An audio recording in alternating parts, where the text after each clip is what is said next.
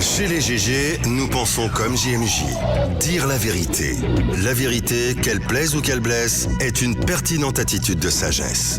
Le journalisme est la plus grande aventure humaine car il est mission, passion, vision, interrogation, immersion, quête de vérité et conquête d'objectivité. Écoutez les GG tous les matins sur Radio Espace en simultané sur Espace TV, Espace Région Bokeh, Labé, Zérékoré, Kindia sur 99.7, Cancan sur 99. Les grandes gueules sur Espace ou la messe des sans-voix. Également sur Espace TV tous les matins, mesdames et messieurs, vous avez accès à cette émission. Merci à vous qui nous rejoignez à l'international sur Espace TV, canal 243, évidemment sur les bouquets, canal Plus. Si vous êtes à Dakar, vous nous regardez là également sur la TNT. Merci de votre fidélité. Continuez à réagir. Les contacts s'affichent juste en bas de l'écran avec plaisir. Un peu plus tard, nous allons prendre en compte vos messages si vous le voulez bien. On s'intéresse à l'actualité dans cette émission. La Cour des comptes existe en Guinée depuis 2016 et depuis 2016, et oui, elle devrait participer donc à la qualification de la gouvernance financière du pays. Sa mission est de juger les comptes des comptables, des établissements publics de l'État, des collectivités territoriales et locales et de leurs établissements publics 7 ans après leur installation. Les magistrats de cette juridiction, il faut le dire, dit-on, indépendance, ont certainement produit des rapports, mais un seul est accessible. C'est d'ailleurs le tout premier, il faut le rappeler, qui évoque les besoins de l'institution. Les autres qui devraient donc juger la qualité des dépenses sont, il faut le rappeler, restés inaccessibles du constat général. La gouvernance ne s'est pas améliorée et les pratiques de cette de corruption évidemment sont suspectées dans presque toutes les institutions de l'État. Qu'a-t-elle fait donc depuis son installation? Nous posons cette question ce matin chez les grandes gueules sur Radio Espace Guinée. Le conseiller référendaire, il faut le rappeler, Mouktar Ba, répond aux questions des juges. Une exclusivité ce matin, mesdames et messieurs. Vous allez le suivre un peu plus tard dans cette émission, les grandes gueules sur Radio Espace Guinée. Beaucoup de réactions ce matin, justement. Nous allons partir avec quelques messages que vous avez bien voulu laisser là. Avec ce premier message qui nous parvient, c'est de Amadou Lamarana Diallo qui nous écrit depuis la cimenterie. Bonjour les grandes gueules, je vous prie de ne pas prendre mal les paroles d'Antoine parce qu'il a raison. On n'a pas d'espoir avec cette équipe qui est le CIL national de Guinée. On reste avec Monsieur Ba depuis Madina qui nous écrit également. Bonjour les grandes gueules, j'adore cette tenue de la forêt sacrée de la couleur du CIL national, notre fierté. Merci au GG pour cette innovation. On reste avec Sekoumolota Keita du côté de Yimbaya qui nous écrit. Lamine, franchement, les Guinéens est pessimiste. On sait que le Sili rassemble les Guinéens, donc restons optimistes pour les supporter et les soutenir. Donc merci beaucoup mon cher ami. Sagno depuis Lambaye également qui nous écrit. Bonjour les grandes gueules, je souhaite une très bonne chance donc à notre Sili national. Mathieu Sagno depuis Lambaye qui nous envoie ce message. Je suis parfaitement d'accord avec Antoine Kourouma. Nous ne sommes pas quand même optimistes avec cette équipe, dit cet auditeur. ASD, le message est passé. Antoine est réaliste. Voilà, beaucoup de supporters d'Antoine ce matin.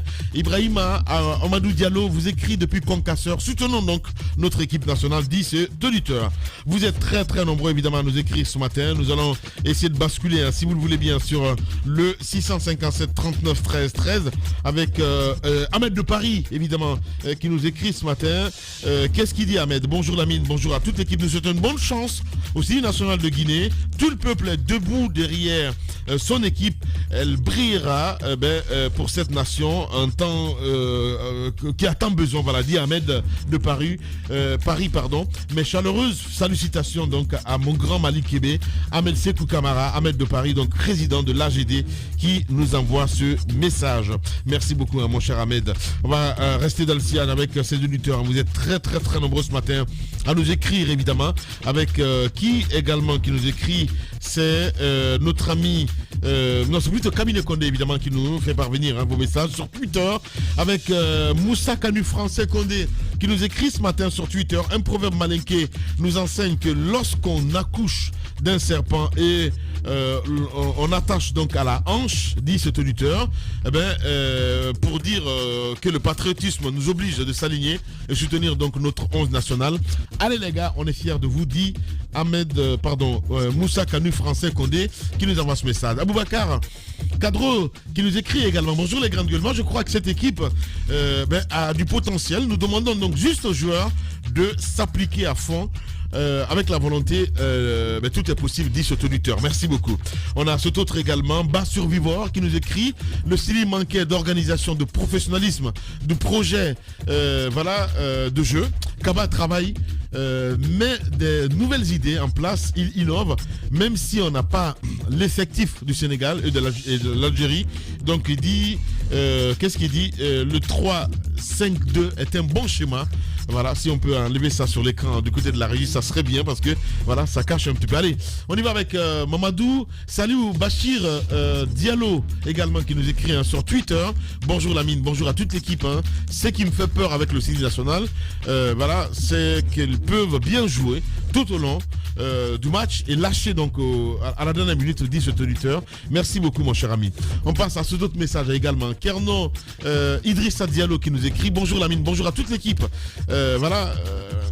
Le Sili national, la communauté guinéenne du Sénégal est bien mobilisée pour soutenir les poulains de Kaba Diawara. La Guinée ou rien, dit cet auditeur. Il est du côté de Ziguinchor. Évidemment, il nous regarde forcément à la télévision. On va rester dans le sillage avec Jean-Louis Goïvogui également, qui nous écrit: comme Tamba le dit, on est obligé de supporter évidemment le Sili. Cette fois-ci, la Guinée n'a pas droit à l'erreur. La dernière CAN, la Guinée est partie avec tout un effectif plus costaud sur papier que sur le terrain. En tout cas, bonne chance à notre équipe nationale, dit Koïvogi. Youssef Kaba sur Twitter nous écrit: nous soutenons fièrement le 11 national et espérons que nous ne serons point dessus cette fois. Si faire absolument mieux que les précédentes participations. Voilà, dit ce matin Youssef Kaba. Ourimo nous écrit également qu'est-ce qu'il dit? La budgétisation donc pour la CAN, qu'est-ce qu'il dit, a été très bien pensée.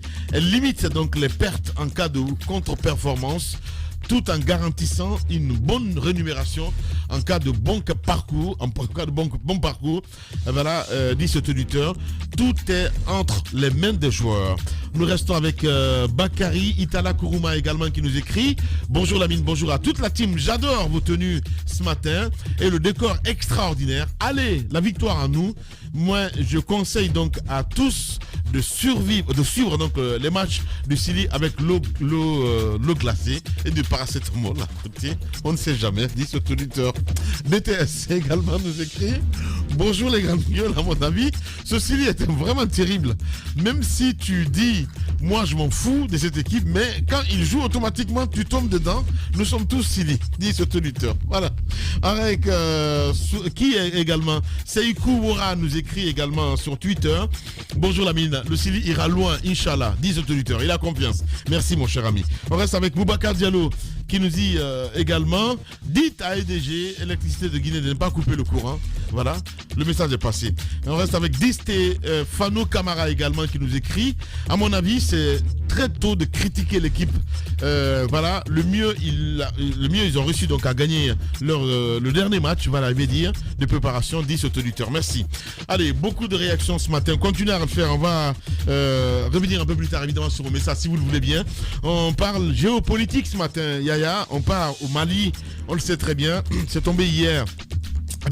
Est-ce qu'on peut dire vraiment que c'était inattendu ou bien c'était prévisible, ces sanctions du côté du Mali, Yaya? Oui, on peut dire que c'était prévisible parce que à l'issue des assises nationales qui ont été organisées par l'État malien et qui ont permis quand même de faire une proposition pour la durée de la transition jusqu'à 5 ans. On savait déjà qu'il y avait en tout cas des incompréhensions et des oppositions fortes au niveau de la classe politique malienne en interne, mais également au niveau de la CEDEAO. Donc la CEDEAO très tôt en tout cas avait montré l'OTAN qui n'était pas d'accord sur cette durée de la transition. Il faut le rappeler. Exactement. Ouais. Donc, mais est-ce la solution à la fin? Bon, je pense qu'il faudrait négocier, il faudrait en tout cas privilégier le dialogue. C'est ce qu'il faut en tout cas à mon avis dans le cadre de la situation du Mali en ce moment. Mais c'est difficile en ces moments, les putschistes, mais également une CEDEAO qui a été décriée. Ouais. C'est un peu entre la peste et le choléra, parce que nous voyons comment cette CEDEAO-là a été décriée par les sociétés civiles africaines. Aujourd'hui, les gens réclament une société civile, une CEDEAO des peuples, et non une CEDEAO qui représente à bien des égards à un club de chefs d'État, un syndicat de chefs d'État qui ne défend que leurs intérêts. On a vu comment ils ont géré cette question des troisième mandats dans la sous-région. Je pense qu'aujourd'hui, il y a problème. Cette CEDEAO, elle est assez problématique. Elle a très mal géré cette question de la crise malienne. Et on a bien vu également comment elle a été accueillie en Guinée. Je pense qu'aujourd'hui, le problème se pose réellement. Assimi Goïta a dit il faut me donner le temps d'abord pour résoudre la question sécuritaire, également organiser le référendum constitutionnel en 2024, et ensuite, le référendum constitutionnel, ensuite organiser le scrutin, les législatives pour l'Assemblée nationale et les élections sénatoriales, puisqu'ils ont un parlement bicaméral. Ça, c'est en 2024. Maintenant, en 2026, organiser la présidentielle. Alors, voici un peu le chronogramme qu'il avait décliné devant le président ghanéen Nana Akufo, sauf que Goodluck Jonathan avait laissé entendre en anglais pour dire que the clock is striking, c'est-à-dire que l'horloge tourne, le temps il est compté, parce que c'était quand même des menaces à peine voilées. On leur dit, vous êtes venus, vous avez fait votre exposé, mais attention, l'horloge est en train de tourner. La montre joue contre vous. Donc je pense qu'il fallait s'attendre à cette sanction. D'abord, on décide de les couper des autres pays de la sous-région. Et la BCAO, les comptes sont gelés. Les établissements publics et parapublics aujourd'hui font les frais, mais sauf que ces sanctions-là, à mon avis, c'est surtout le peuple malien qui est sanctionné, pas le pouvoir politique. Justement. Je pense qu'on aurait pu revoir un peu cette sanction, au lieu d'aller sur des sanctions économiques et financières, peut-être voir un peu la situation des militaires. Ça, c'est parce que ce qui va se passer, c'est la condition sociale qui détermine la conscience sociale. Si les Maliens, dans les prochains mois, sachant que d'abord le pays est menacé sur le plan sécuritaire et qu'une crise économique vient se greffer à cela, le pays risque de se désagréger, c'est ce qu'on ne souhaite pas. Je pense que la CEDEAO, c'est une stratégie qui est sur les deux mains, qu'il faut faire remettre sur les deux pieds, elle n'est pas bonne. Je suis d'accord qu'à un moment donné, il faut que la junte puisse comprendre que vous êtes là pour la transition. 5 ans, c'est un mandat, c'est pas une transition. Évidemment. Je pense qu'il faut savoir raison garder, être réaliste et proposer un calendrier qui est réaliste, qui est consensuel. Maintenant, il ne faut pas aussi oublier autre chose. Cette CEDEAO, quand même, elle donne l'image d'une institution qui est aujourd'hui téléguidée. N'oubliez pas que le Mali s'est mis à dos. Il l'a rappelé. Justement, le Mali s'est mis à dos des pays, la France, les États-Unis. Parce que n'oubliez pas que le Nord, c'est là où se trouvent les ressources. Et ces ressources-là sont très mal exploitées. Imaginez-vous 2 femmes sur 10 qui meurent d'accouchement parce qu'il faut se déplacer à plus de 150 km pour aller à l'hôpital. Donc, je pense que tout cela aujourd'hui explique les enjeux. Il faut que la CEDEAO évite de tomber dans le jeu de ces puissances qui, l'affaire Wagner, ils ont ça au travers de la gauche. Et il faut faire regretter aujourd'hui les hommes en uniforme, alors que ce n'est pas ça la solution. Je pense qu'aujourd'hui, il faut qu'on accepte de s'asseoir, dialoguer. Sinon, c'est l'effet domino, l'effet d'entraînement qui va toucher la sous-région. Mais la Guinée, je pense que n'est pas dans le même scénario que le Mali. C'est complètement différent. La Guinée, nous, on n'est pas en conflit. Et sauf que c'est le CNT qu'il faut mettre en place. Proposer la durée de la transition. Déjà, le fait d'accepter qu'Alpha se déplace. Voilà un peu, on est en train d'aller vers un dénouement que la Guinée est complètement quand même différent du scénario malien. Justement, géopolitique, je peux me dire que c'est une cocotte minute, madame. Écoutez, je pense que la situation est très tendue à l'instant. Moi, je ne comprends pas cette décision de la communauté, de la CEDEAO et de l'UEMOA aussi, parce que imaginez la situation que vivent les populations maliennes. La dernière fois, j'échangeais avec une ancienne ministre de l'Action sociale qui me parlait de la condition féminine dans le Nord. Les femmes qui n'osent même pas sortir pour aller puiser de l'eau, quelquefois, quand une, par exemple, commet une petite erreur de ne pas bien mettre le voile, elle peut se retrouver prise à partie, violée, agressée, sans que personne ne lève le petit doigt. C'est un pays qui est dans une situation comme cela. Vous décidez en même temps de tout boucler, de laisser ces gens-là, parce que c'est bien de prendre des décisions pour sanctionner le pays, mais en même temps, qu'est-ce que vous prenez comme décision, comme acte en amont par rapport aux terroristes qui sont là, qui ont réussi à s'installer dans ce pays? Qu'est-ce qui a été fait pour cela? Je veux dire, en Afrique ici, c'est les étrangers, je veux dire, c'est l'étranger, c'est les Français qui ont venu pour essayer, soi-disant, de sauver le pays, même si on n'a pas vu de résultats depuis toutes ces années, depuis plus plus de 10 ans maintenant que les terroristes ont réussi à s'installer de ce côté. On n'a pas pu...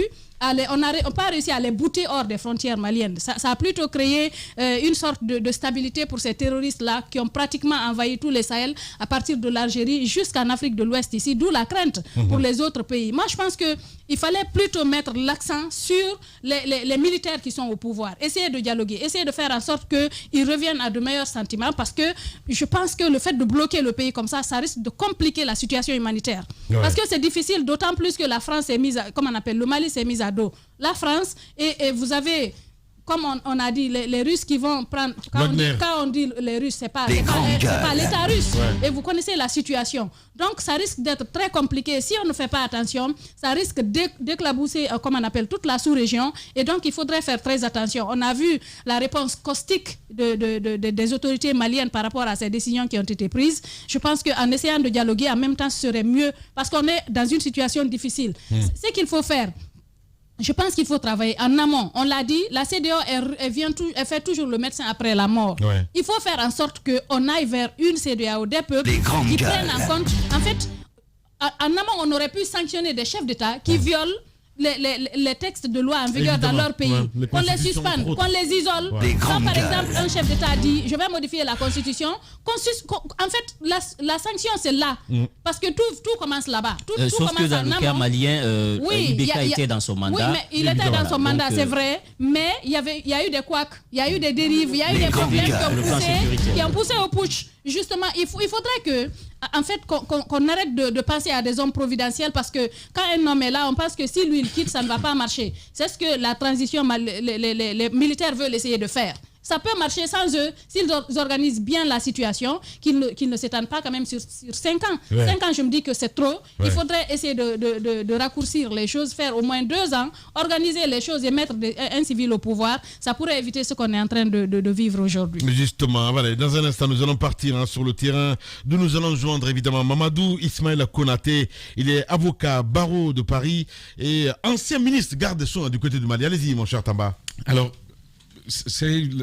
on s'est tous un peu réveillés avec sursaut quand on a lu ce communiqué final de nos chefs d'État qui se retrouvent et qui décident comme ça de mesures assez lourdes sur le Mali, une république souveraine. Moi, je veux quand même commencer par rappeler que pour donner une idée de ce dont on est en train de parler à nos auditeurs, le Mali, en termes de superficie, c'est 5 fois la Guinée. 5 fois la Guinée pour 20 millions d'habitants. Ça veut dire qu'il y a tellement d'espace. C'est comme une sorte d'État-continent. Malheureusement, ou en termes de ressources humaines, pour bien gérer, donc sur la gouvernance devient faible du fait de l'absence, du manque de ressources humaines de qualité, mais du fait du manque aussi de ressources. Il y a donc tout ce territoire du Nord, désertique, très vaste, qui est resté non contrôlé. Là-bas, des populations qui se disent abandonnées par l'État central, où il n'y avait même parfois pas, dans la zone du Nord, il n'y avait même parfois pas une seule entité qui vous faisait penser que vous étiez dans une république au Mali. Et donc, les frustrations se nourrissent, mais ça enfle petit à petit.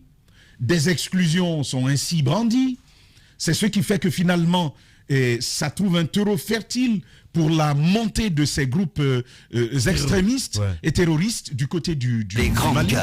Le Mali se retrouve donc face à ce grand démon, difficile à combattre en tant que État qui n'a ni les ressources financières, ni malheureusement les ressources humaines pour mieux contrôler, pour mieux gérer ce territoire.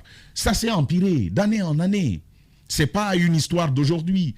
Et puis finalement, Ibeka vient tomber dans ça. Il ne fait pas mieux, malgré les promesses. On sait tous comment il est venu au pouvoir avec l'appui, finalement, du même imam qui l'aura propulsé.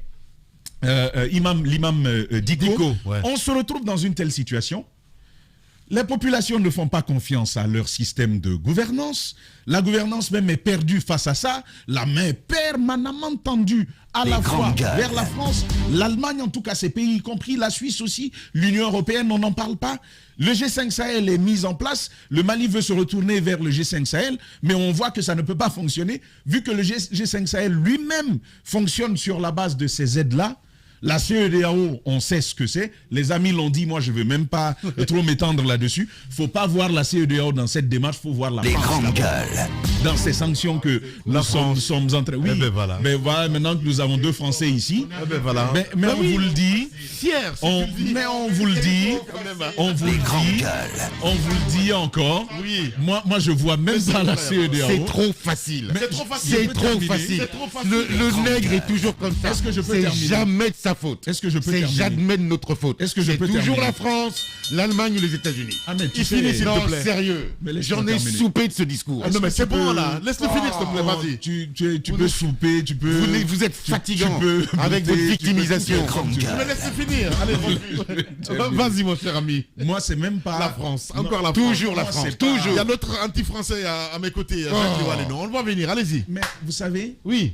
Lamine, Oui. si on peut relire l'histoire de la France en bien Afrique, sûr. C'est de la il y a faute de la franchement des France, encore choses, une fois. C'est C'est pas nous, non. Bon, Allez, pour je vais revenir, prendre le micro, vas-y. à ce que j'étais en train de dire, Ouais. moi c'est moins la CEDEAO que je vois. Je vois un Ouattara quand on dit... Dès qu'on parle de ces mesures-là, c'est Ouattara C'est que Ouattara, je vois c'est lui. directement. Pas que la France, Non, mais c'est c'est pas Ouattara. C'est pas Ouattara, c'est Ouattara. Voilà, Donc, c'est lui. c'est lui directement que je vois derrière ça. Et quand vous voyez Ouattara, la France n'est pas loin. Ça, c'est clair. Partout, vous voyez Ouattara qui passe. Santé, si vous savez bien renifler, vous allez voir qu'il y a une odeur française bien autour qui plane. Et donc, ces mesures-là. Mais Lamine, il y a quand même des choses importantes. Il y a nos auditeurs qui n'ont certainement pas tous lu ce qui est dit dans ce document. Lamine, c'est, par exemple, pour faire court, c'est que les avoirs du Mali, des entreprises publiques et parapubliques maliennes domiciliées à la BCEAO sont gelés. Ça, c'est la décision première que cette rencontre, ces camarades de ce petit syndicat de chefs d'État prend. Première chose. Deuxièmement, le Mali se retrouve comme enfermé parce que les frontières de la CEDEAO lui sont désormais fermées. Vous savez, au terme de la collaboration et de l'intégration qui est celle de la CEDEAO, et nous devenons un même peuple dans cet espace-là. Je crois que nous sommes à 15 pays, 15 États. Et donc, ça devient un même territoire, donc un territoire intégré, où le commerce se fluidifie du fait de l'allègement de certaines mesures douanières notamment. Les peuples peuvent circuler comme étant sur un même territoire. C'est donc le principe de cette intégration qui est totalement remise en cause aujourd'hui. Et le Mali réagit quand même pour dire c'est contraire au statut de la BCEAO, qui est une entité indépendante qui ne répond pas directement de ses chefs d'État, qui ne répond pas de leurs desiderata. On va voir ce qu'il en est. Mais il y a autre chose qui arrive. Vous savez, moi, c'est ce qui me dérange dans ces mesures-là. Le Mali a dit 5 ans pour la transition. Le chronogramme est déroulé, Djiba est revenu là-dessus. Étape par étape, 5 années qui sont proposées. Ce n'est pas la société civile malienne. Ce n'est pas la classe politique malienne qui se retrouverait par exemple autour d'un Mahmoud Dicko pour dire ça c'est pas bon, on n'en veut pas. C'est-à-dire que souverainement le peuple malien on ne l'entend pas. Qui on entend, c'est la CEDEAO qui prend la décision d'enfermer un territoire souverain par rapport à des décisions souveraines qui ont été prises à l'intérieur où on n'a pas entendu mais quand même, le collectif de Dicko s'est fait entendre à travers une déclaration. Mais ce que je dis, Djiba, si tu me suis, allez-y. c'est plus une démarche nationale. C'est pourquoi je parle de force vive. Oui. On ne les entend pas là-dessus. La CEDEAO dit, malgré, c'est pas pour rien que j'évoque ça, Lamine. Vous savez, les États sont souverains. Même si on a dit, même si la CEDEAO dit, les États ferment, laisse-moi, tu vas voir ce que je veux dire. Même si on dit que les États ferment leurs frontières au Mali, attention, ça reste, vous savez, les frontières font partie des éléments de la souveraineté des États. Donc, il appartiendra aux États individuellement pris la décision de dire oui, on accepte la décision de les grandes gueules. Attends, je vais te dire. certes, les lois supranationales s'imposent aux États, sans oublier que les États gardent leur souveraineté pour ce qui est de leur territoire, pour ce qui est de leur monnaie et de beaucoup d'autres choses.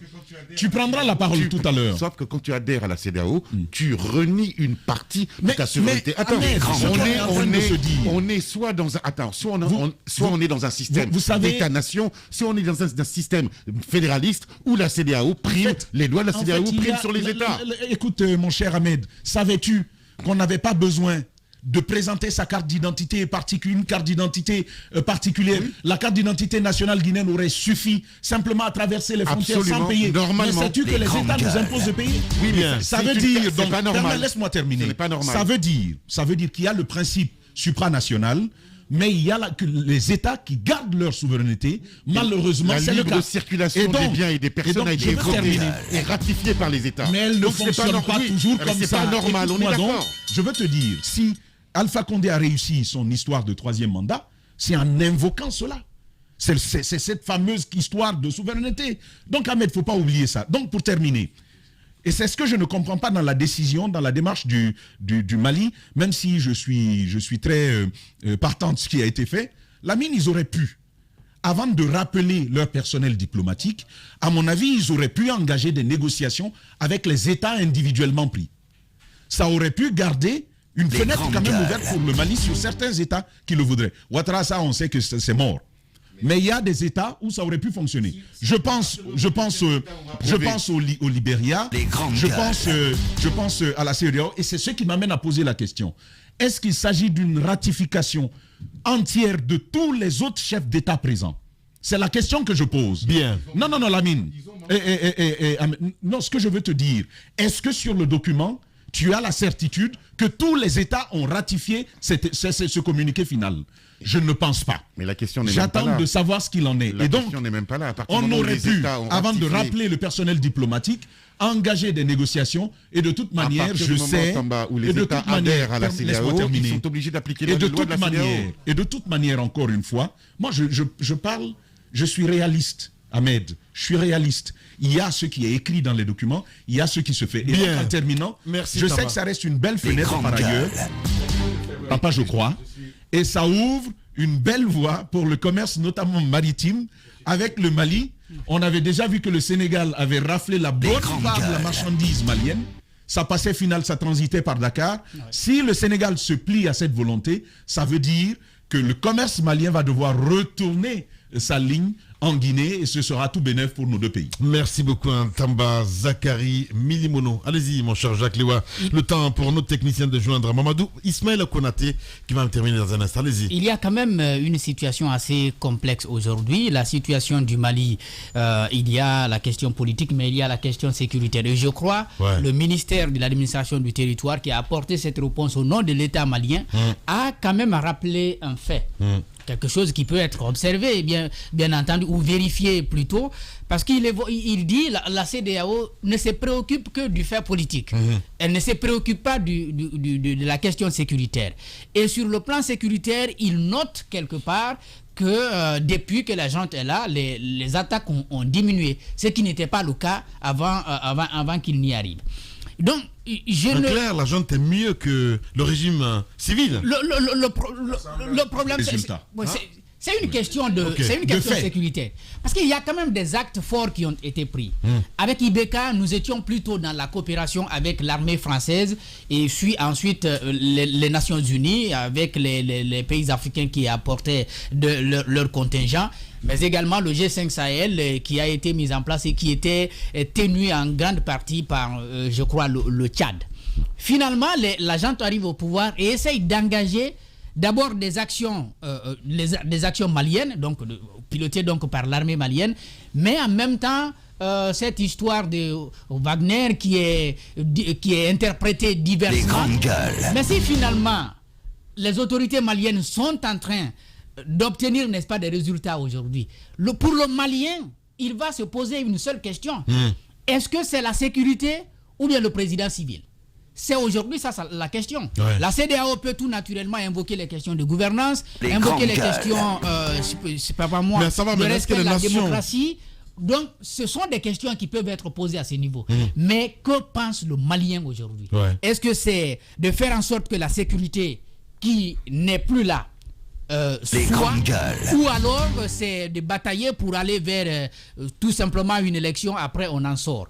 La question de la durée, et c'est la même chose qui va se répéter ici en Guinée, c'est de voir l'analyse autrement.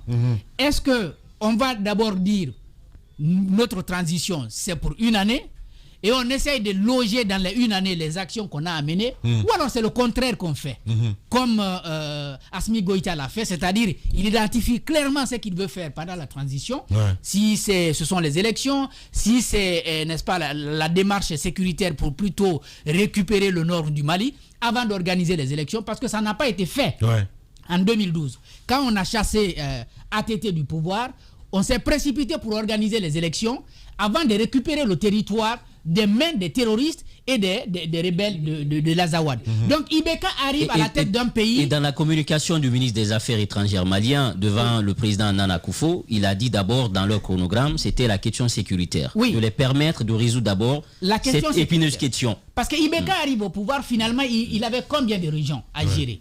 Spécialement le sud, donc Bamako et quelques régions du sud qui font frontière avec la Guinée, et un peu le centre. Et pendant sa gouvernance, qu'est-ce qui arrive? Le centre explose. Finalement, il n'a pas le nord, il n'a pas le centre. Aujourd'hui, la situation est encore intacte. Même si, bien entendu, Assimi Goïta a dit qu'il est en train d'engranger, n'est-ce pas, des résultats. Est-ce qu'aujourd'hui, on va se contenter de dire allons aux élections, sachant bien naturellement qu'après les élections, la question sécuritaire va demeurer? Je crois que le Mali a plus besoin de récupérer, n'est-ce pas, le territoire. C'est quand vous récupérez le territoire que vous organisez les élections. C'est pourquoi quand on organise les élections, disons l'État, c'est ses fonctions régaliennes de garantir l'intégrité du territoire. L'intégrité du territoire malien n'est pas aujourd'hui garantie. C'est ça, une élection démocratique. La stabilisation du territoire, c'est un préalable à une élection démocratique. Il ne faut pas l'oublier. Allez-y, mon cher Antoine. Ce qu'il faut dire clairement, c'est que la CEDEAO n'a pas agi de façon hasardeuse. Parce qu'il y a une situation qui s'est produite, ce qui a poussé ce sommet extraordinaire. Si les Maliens n'avaient pas proposé ces 5 ans-là, il n'y aurait pas eu ces sanctions. Et disons clairement les choses, 5 ans, c'est exagéré. On ne peut pas, dans un contexte pareil, où on condamne tous le maintien des militaires au pouvoir, encourager les militaires à se maintenir au pouvoir. Disons la vérité aux Maliens en disant que vous avez pris le pouvoir, en faisant croire que le président qui était là, qui est civil, n'était pas à la hauteur. Vous avez promis de faire des élections au mois de février. Ça n'a pas été possible. Mais vous n'êtes pas capable de nous dire clairement quand est-ce que vous partez. Au-delà de l'élection qui a échoué, il y a eu une proposition de 5 ans pour se maintenir au pouvoir et faire des élections. Et ça aussi, ce n'est pas bien clarifié parce que la junte au pouvoir n'est pas très décise sur certaines situations. À mon avis, certes, la décision de la CEDEAO est disproportionnée, mais l'acte du Mali, notamment des autorités maliennes, pour dire qu'ils veulent se maintenir au pouvoir pendant 5 ans, à mon avis, c'est assez exagéré. Il faut clairement qu'ils reviennent à de meilleurs sentiments. La CEDEAO a été claire. On va revoir les sanctions si les Maliens revoient leur position. Il faut qu'au niveau de la junte militaire, qu'on se dise que 5 ans, si on fait 5 ans, la Guinée sera tentée de faire 5 ans comme nous. Je comprends très bien. Je crois à travers le Mali, on veut sanctionner la Guinée. Les Guinéens sont contraints. Parce que si la CEDEAO est clémente avec le Mali, il va sans dire que la Guinée sera tentée de faire comme ce que fait le Mali. Donc, en plus des 5 ans, parce que Goïta a fait 1 an et demi au pouvoir déjà. Si on doit ajouter 5 ans, c'est 1 an et demi. Même un président légalement élu ne fait pas 5 ans, ne fait pas 6 ans de mandat pour un seul mandat. Et donc, à mon avis, il serait important que la junte militaire au pouvoir au Mali se dise qu'il lui faut au moins 3 ans, qu'elle soit raisonnable, 2 ans ou 3 ans, au moins pour que la CEDEAO puisse revoir ses sanctions. Mais tant que ce ne sera pas le cas, je ne crois pas que la CEDEAO va revoir cette position-là, parce qu'elle a intérêt à agir ainsi pour éviter qu'il y ait un effet domino. Et en Guinée, jusque-là, on n'a pas une idée de la durée de la transition. Jusque-là, on est en train de tarder sur la mise en place d'un CNT qui ne voit pas le jour. Pour moi, disons clairement les choses, le Mali à travers sa junte, à un moment donné, elle en fait trop. Goïta, pour moi, on ne peut pas se justifier en disant depuis son arrivée, il y a moins d'attaques terroristes. On ne peut pas justifier ça. Ouais. Sans eux, un autre État pourra venir et faire autrement les choses. On ne peut pas dire que parce que Goïta est militaire, ils vont chasser les rebelles. Depuis des années, il y a le terrorisme au Mali, ça ne quitte pas. Il y a eu les grandes gueules. Il y a eu Sanogo qui est venu, qui a fait le plus bête coup d'État au Mali. Ça n'a pas marché. Après lui, il y a eu d'autres personnes qui sont venues. Ça n'a pas marché. Donc, en quoi Goïta aujourd'hui peut chasser tous ces rebelles ou tous ces terroristes à la différence des autres? À mon avis, le mieux c'est quoi? C'est d'écourter la transition, faire un chronogramme assez juste de 3 ans, partir, laisser le pouvoir aux civils qui vont régler les choses. Mais il ne faut pas 5 ans, à mon avis. C'est pas très correct. Bien, Antoine Kourouma, nous partons sur le terrain. Il nous attend, voilà, c'est bien sûr Mamadou Ismaïla Konaté. Il faut le rappeler, il est ancien garde des Sceaux, du côté du Mali. Bonjour, monsieur le ministre, bienvenue. Bonjour et merci de m'inviter à nouveau. D'accord, monsieur le ministre, cette décision qui est tombée comme un coup de couperet de la CEDEAO, chacun y va de ses commentaires. D'abord, comment cette décision est accueillie par le peuple malien ce matin? Et dans quel état d'esprit les Maliens se trouvent ce matin? Alors, je ne peux pas parler pour tous les Maliens, mais ce qui se constate sur le terrain, c'est qu'il y a visiblement des gens qui sont totalement mal à l'aise par rapport à ces sanctions-là, d'une part, et d'autres personnes qui peuvent avoir quelques raisons de se réjouir, mais en tout état de cause, pour toutes les personnes comme moi qui ont le souci du Mali, qui ont le souci des populations maliennes, qui ont le souci des difficultés que cela peut créer aujourd'hui, il y a lieu de s'inquiéter. Pour autant, je ne suis pas là pour dire que ces sanctions nous tombent du ciel. Ces sanctions tombent à la suite de comportements qui sont fautifs au regard de la loi et la loi qui nous engage parce que nous sommes aussi une partie intégrante de la communauté économique des États de l'Afrique de l'Ouest. Voilà, allez-y. Quand vous parlez, quelle décision fautive? De quoi parlez-vous exactement? Est-ce que pour vous, les 5 ans proposés par le Mali pour la transition sont exagérés? Pour vous, en quoi l'État malien a-t-il fauté? Alors, avant même de parler des 5 ans et tout ce que vous venez de dénumérer, il faut quand même se rappeler que originellement, c'est parce qu'il y a eu un renversement anticonstitutionnel du régime le 18 août et un renversement, un second renversement le 24 mai qui nous vaut le Mali d'être sur le banc de la CEDEAO. Premier point. N'oubliez pas quand même que nous avons des engagements dans le cadre de la charte, dans le cadre des différents protocoles de la CEDEAO, notamment le protocole sur la bonne gouvernance qui indique que tout changement anticonstitutionnel est une violation du droit et en conséquence peut donner lieu à sanction. La question est que le Mali était sur le banc des accusés. Le Mali a pris des engagements de mener à bien le processus de transition jusqu'au mois de février 2022. Le Mali n'a pas été capable de le faire et la conférence des chefs d'État a sanctionné.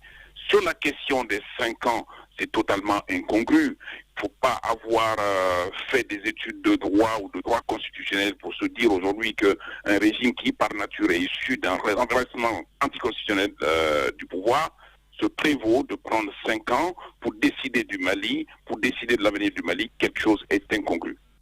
Voilà.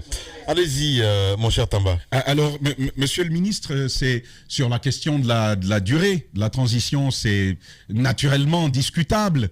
Mais est-ce que il a été donné au Mali la chance de pouvoir discuter sereinement, justement, de ce chronogramme-là? Il est étalé sur une série, une suite d'activités. Est-ce que l'idéal n'aurait pas été justement d'en discuter carte sur table et de voir dans quelle mesure des concessions réciproques, des concessions mutuelles auraient pu être consenties? Alors, si je vous écoute et que je vous suis, j'ai tendance à dire aujourd'hui que vous attrapez quelqu'un la main dans le sac en train de voler. Vous le mettez en cause et vous voulez le sanctionner et vous mettez à discuter de la sanction avec le voleur. Ni plus ni moins. Vous prenez les 3 derniers communiqués de la CEDEAO. Ils indiquent de manière très pertinente que le principe absolu du mois de février comme le terme de la transition est rappelé 3 fois de suite. Deuxièmement, en rappelant également que c'est l'État du Mali, le gouvernement de transition qui a pris cet engagement du mois de février de 2022. Troisièmement, on a brandi la sanction déjà il y a 2 sessions. on a rappelé la sanction en tapant tous les membres du gouvernement, à l'exception du chef de l'État et du ministre des Affaires étrangères. Et le dernier point, la dernière session du 12 décembre a indiqué au Mali que les sanctions vont tomber et qu'elles vont être de nature financière et économique. Alors moi je veux bien qu'on puisse négocier, mais vous ne pouvez pas négocier de sanctions concernant quelqu'un qui est répréhendé pour son mauvais comportement. Monsieur le ministre, tout ceci a une histoire. Ce n'est pas quelque chose, pour reprendre ce que vous disiez tout à l'heure, ce n'est pas quelque chose qui tomberait du ciel.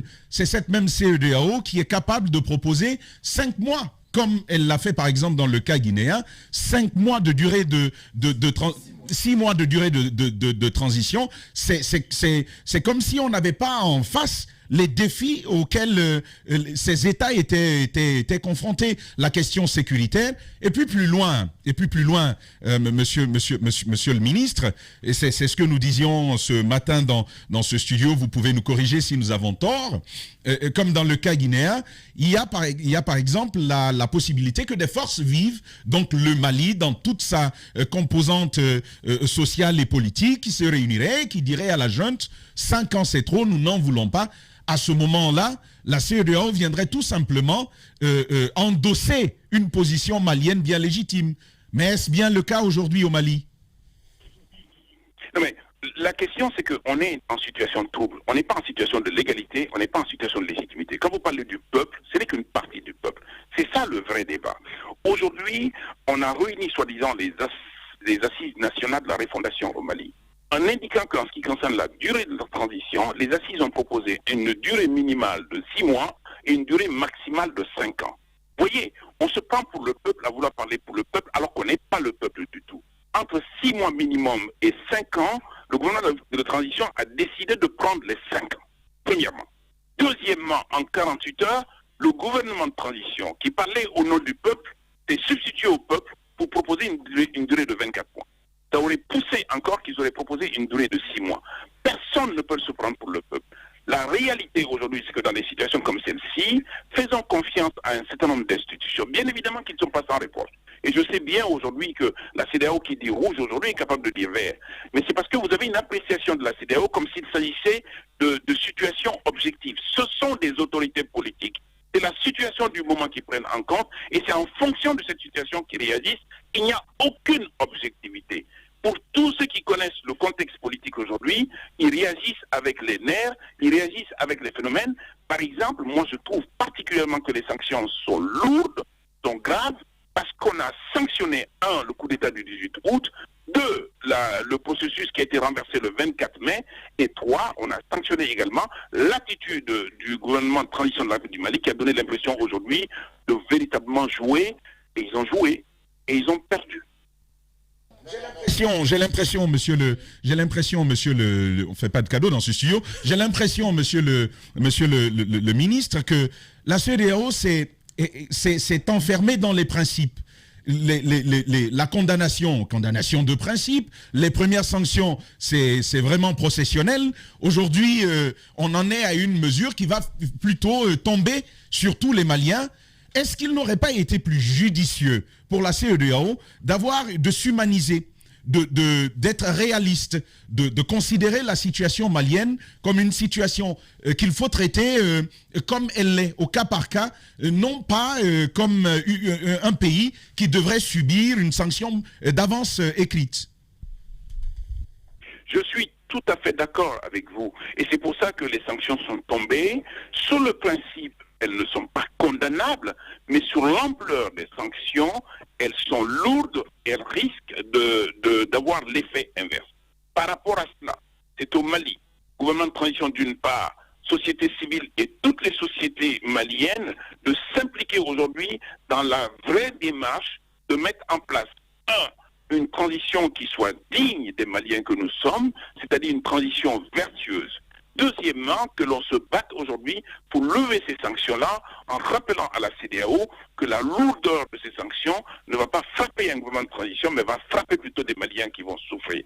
Voilà le combat qu'il faut mener aujourd'hui. Mais n'oublions pas quand même que ce sont des institutions qu'on a mis en place et qui sont là pour sanctionner les violations des droits. Et tout le monde fait fi de ne pas regarder en amont ce qui s'est passé pour en aval dire oui, mais la CEDEAO fait ceci, oui, mais la CEDEAO fait cela. Excusez-moi, on peut mettre la fessée et quand on met la fessée qu'elle est lourde, on peut regretter la fessée. Pour autant, la raison de mettre la fessée est une évidence absolue. Faisons en sorte aujourd'hui que nous bannissons les coups d'État en Guinée, au Mali et ailleurs. Faisons en sorte aujourd'hui que le peuple remonte en surface et faisons en sorte aujourd'hui que la souveraineté soit d'abord une souveraineté nationale et populaire avant d'être une souveraineté des gens qui vont vouloir exercer des pouvoirs contre notre gré avec une autorité qu'on leur a donnée. Voilà. Mamadou Ismaïla Konaté, ancien garde des Sceaux, avocat au barreau de Paris en direct. Allez-y, Ahmed. Monsieur le ministre, je suis très étonné ce matin par la teneur de votre discours. Avant de mettre une fessée à un enfant, on le prévient. Et surtout, on fait de la prévoyance. Vous nous dites une chose qui me paraît quand même énorme, parce que je vous sens ce matin, je vous sens dans la posture, dans le dogme, et non pas dans la réalité de ce que vivent les peuples africains. Enfin, monsieur le ministre, on n'est pas plus con que les autres peuples. Je vous dis une chose, il y a un problème d'injustice criante sur notre continent. La CEDEAO se tait lorsque Ouattara fait un 3e mandat. Vous avez rappelé un principe de la CEDEAO tout à l'heure, qui est le principe de la bonne gouvernance. Où est la CEDEAO quand il y a des millions et des millions d'euros qui sortent de notre continent? Monsieur le ministre, je suis désolé, vous avez parlé de transition vertueuse, mais je m'inscris en faux. Il n'y a pas de transition vertueuse. Il y a des coups d'État et des transitions réparateurs ou réparatrices. Il s'agit ici, monsieur le ministre, je suis désolé de vous le dire, mais vous êtes à côté de la plaque ce matin. Et j'ai une question pour vous. J'ai une question. Est-ce que, à votre avis, il y a les peuples qui adhèrent aujourd'hui aux transitions qui sont en train d'être mises en place, donc au coup d'État militaire, le font par pur idéologisme ou dogmatisme, ou parce que ces peuples-là le font parce qu'ils souffrent des carences des pouvoirs civils ouest-africains, à savoir non-développement, aucune infrastructure et une corruption endémique. C'est là le nœud du problème, monsieur le ministre. Les grandes gueules. Oui, alors vous dites beaucoup de choses et visiblement vous me reprochez à moi d'être à côté de la plaque. Je ne suis pas sûr que vous êtes, vous, très loin de la plaque, non. La réalité, c'est que vous mettez en avant aujourd'hui les 3e mandats que je condamne, vous le savez. Vous mettez en avant aujourd'hui les conséquences négatives de la corruption que je sais. Vous mettez en avant aujourd'hui l'incapacité de nos gouvernants à se tenir, je le sais. Pour autant, vous voulez arriver à un niveau que je ne veux pas, vous voulez justifier les coups d'État militaires par ça. C'est effroyable de penser cela. Ce n'est pas juste de dire cela. C'est loin d'être démocrate de vouloir justifier un renversement de régime par un comportement mauvais. Quel que soit le comportement des uns et des autres, la légalité doit demeurer. Le problème de fond, c'est qu'il ne faut jamais applaudir un coup d'État militaire. Vous savez toujours la conséquence. Lansana Conté, hier, dans le renversement de régime de la prise de pouvoir, vous avez vu combien de temps il est resté, vous avez vu ce qu'il a pu faire de négatif. Un militaire reste un militaire. Nous avons encore un principe absolu dans le cas de la CEDEAO, c'est que l'autorité militaire est assujettie à l'autorité de pouvoir légitime. N'applaudissez pas ce que l'on n'applaudit pas. Ce que vous avez indiqué comme mot de l'Afrique aujourd'hui, je le sais et je le partage avec vous. Je ne suis pas loin de la plaque. Voyez par exemple, lorsque vous avez des autorités militaires issues de coups d'État qui vous proposent de pouvoir rester sur place pendant 5 ans, qu'est-ce qu'ils veulent? Ils veulent exercer un mandat constitutionnel. Pour le compte de qui? Pour le compte du peuple? C'est faux. Et c'est archi faux. Alors revenez à la raison, revenez dans le sens de la plaque et dites-vous des choses. Il y a des évidences que vous avez dit, mais ces évidences ne justifient pas. Je termine juste sur ce point-là, en ce qui vous concerne, pour vous dire aujourd'hui, vous avez une douzaine de personnes qui vont aller casser la caverne de Ali Baba. Ils sont tous les 12 voleurs. On n'en rattrape qu'un seul, les 11 ont fui, et le seul qui a été rattrapé conteste le fait qu'on le juge en disant qu'on n'a pas jugé les 11 autres. Il est aussi voleur que les 11 autres, il a eu le malheur de se faire prendre. Revenons à la légalité de base, revenons au droit, revenons à l'intérêt général, ne justifions pas l'injustifiable par des procédés sur lesquels on conteste tous. Allez, il est toujours là. Hein. Allez-y, Madame Yoro. Allez-y, Madame Yoro. Alors, à suivre la réaction des autorités maliennes, Monsieur le ministre, on a l'impression qu'elles veulent vraiment croiser le fer, notamment en disant ne pas être d'accord par rapport à ces sanctions qui ont été émises, données par les deux organisations africaines. À votre avis, quelles conséquences sur le peuple malien? Quelles conséquences si les autorités maliennes veulent vraiment croiser le fer en rappelant les ambassadeurs, en allant dans le sens des sanctions qui ont été données par ces organisations? Quelles peuvent être les conséquences à votre avis? Elles sont désastreuses. Et les conséquences sont d'abord au plan politique, parce que la société politique malienne va se disloquer entre ceux qui sont pour les sanctions et ceux qui sont contre les sanctions, comme si on pouvait être pour les sanctions. Deuxièmement, n'oubliez pas quand même l'état de santé du Mali.